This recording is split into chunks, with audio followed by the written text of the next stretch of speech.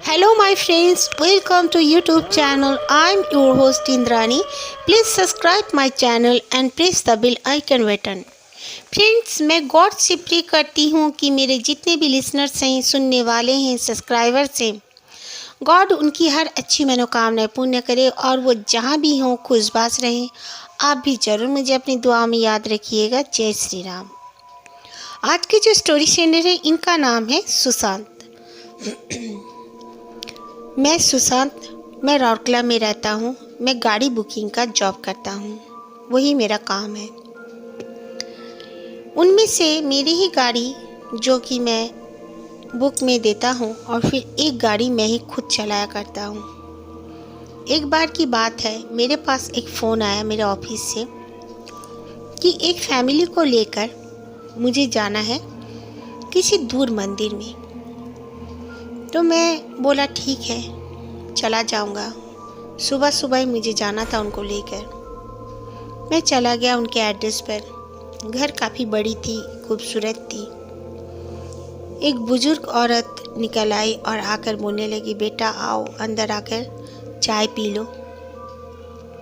मैंने कहा नहीं आंटी, मैं पी कर आया हूँ। फिर भी उन्होंने दोबारा कहा, बेटा आओ अंदर आ जाओ, कुछ टाइम लगेगा। तो मैं चला गया। जाने के बाद उनके जो टीवी वाले रूम में ही मैं बैठ गया सोफे पर।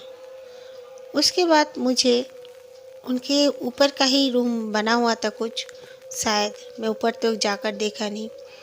वहाँ से एक औरत का चीखने का आवाज़ आ रहा था।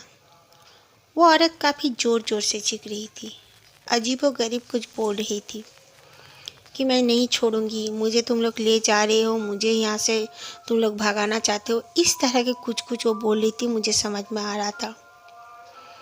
वो भी ओडिया लैंग्वेज में ही बोल रही थी और मैं भी ओडियाई हूँ।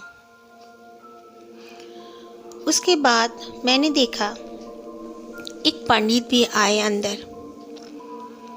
उन्होंने मुझे कहा, तुम हो क्या जो गाड़ी लेकर जाओगे? मैंने कहा जी। वो पंडित करीब करीब 50 से 55 साल के होंगे। फिर एक बुज़ुर्ग औरत, वही आंटी, और उनका हस्बैंड और उनका एक बेटा और वो छोटा सा बच्चा को मैंने देखा। वो लोग गोद में लेकर आ रहे थे। करीब करीब वो बच्चा 5 से 6 साल का होगा। वो काफ़ी छटपटा रहा था अपने पापा के गोद में और उनके पापा उनको प्यार ही किए जा रहे थे। फिर वो लोग सब आके गाड़ी में बैठ गए और वो जो पंडित जी थे वो मेरे बगल में बैठ गए। मैं गाड़ी चलाकर मैं बोला कि आप लोग इस मंदिर में जाएंगे? आपने बताया है, मुझे बता दिया गया है। उन लोगों ने कहा हाँ, थोड़ा जल्दी करो बेटा।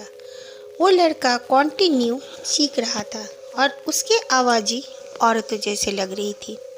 लग रहा था वो बच्चे के अंदर से जैसे कोई औरत बोल रही हो।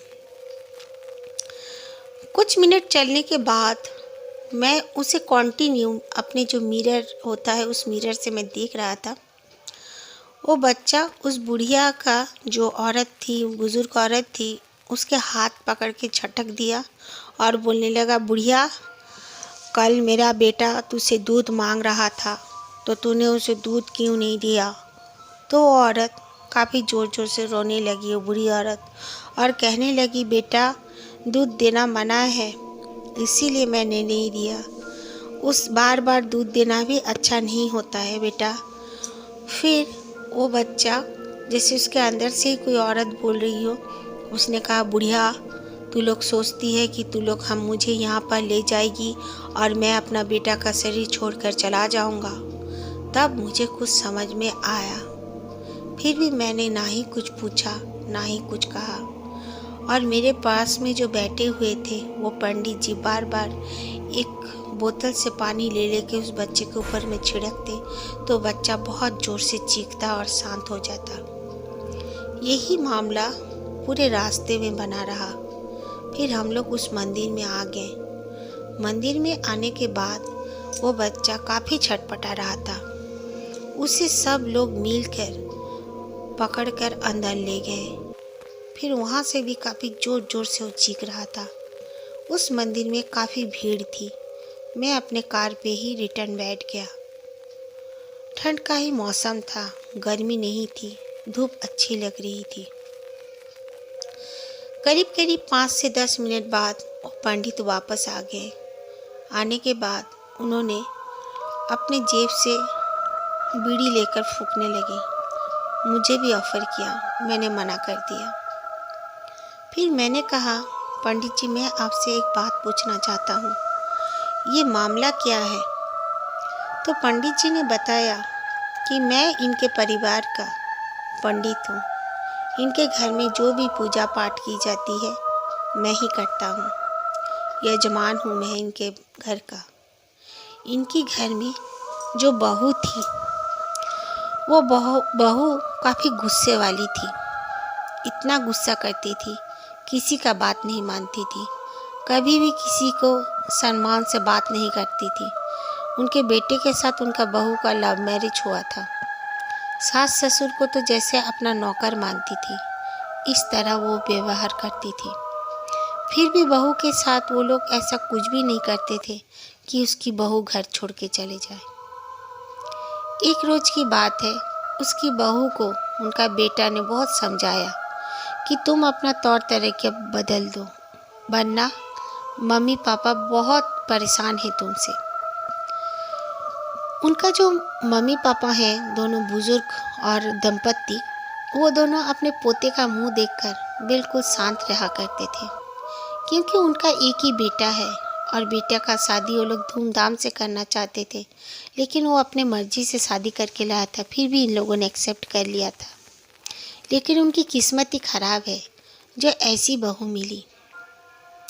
फिर भी वो लोग कुछ नहीं कहते थे कि उसकी बहू कहीं उनका बेटा और पोता को उनसे छीन कर ना ले जाए।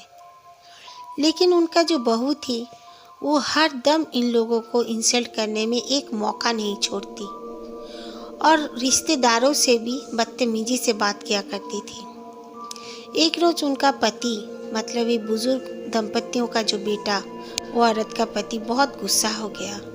वो शांत स्वभाव का ही है, लेकिन आदमी कितना सहेगा। एक दिन गुस्सा में आकर अपनी पत्नी को काफ़ी पीट डाला।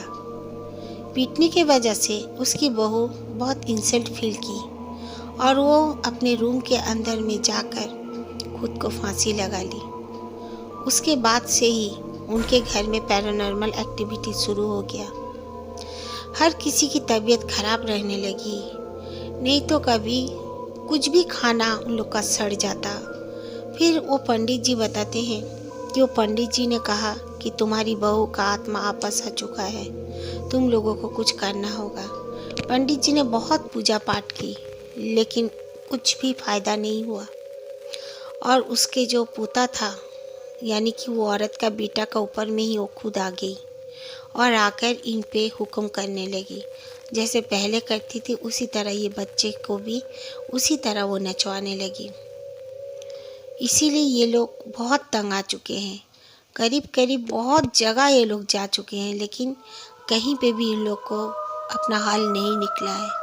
इसीलिए हम लोग को पता चला कि यहाँ पर एक मंदिर है और पंडित जी बहुत पहुँचे हुए हैं, इसीलिए यहाँ पर लाया गया है। और यहाँ पर करीब करीब पंडित जी ने कहा कि 11 दिन लाना पड़ेगा इस बच्चे को। तो मैंने पूछा कि आप लोग 11 दिन आओगे, कल भी आओगे? तो पंडित जी ने कहा नहीं, हर शनिवार के रोज़ ही 11 शनिवार उनको लाना पड़ेगा और इस बच्चे को ले जाकर मंगलवार पीपल के पेड़ के नीचे दिया जलवाना पड़ेगा। यही सब हिदायत दी है, एडवाइस किया है उन्होंने, वैसे करना पड़ेगा। तो इस बच्चे को छोड़कर उसकी माँ चली जाएगी, क्योंकि ये बच्चा का तबीयत भी ख़राब होते जा रहा है उसके माँ का आत्मा इसके शरीर पे आने पर। ये बात मैं सुनकर बहुत ताज्जुब हो गया। मैं पहले ऐसा कुछ ना सुना था ना देखा था। मेरी उम्र 35 साल हो चुकी है।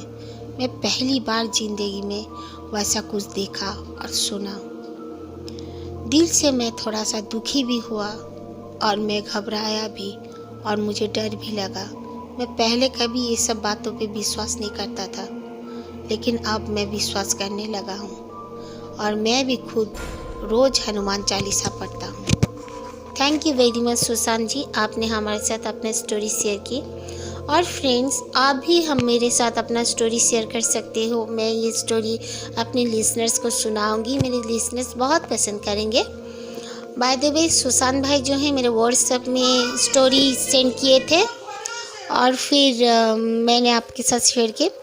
और आप मेरी कमेंट बॉक्स में भी ज़रूर से ज़रूर शेयर कीजिए स्टोरी, नो प्रॉब्लम। मैं वो स्टोरी अपने लिसनर्स के साथ ज़रूर से ज़रूर शेयर करूँगी। Thank you.